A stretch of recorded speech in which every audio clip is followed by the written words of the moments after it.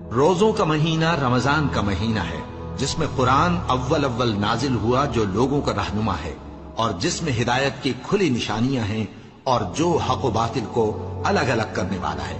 تو جو کوئی تم میں سے اس مہینے میں موجود ہو، چاہیے کہ پورے مہینے کے روزے رکھے، اور جو بیمار ہو یا سفر میں ہو تو دوسرے دنوں میں روزے رکھ کر ان کا شمار پورا کر لے۔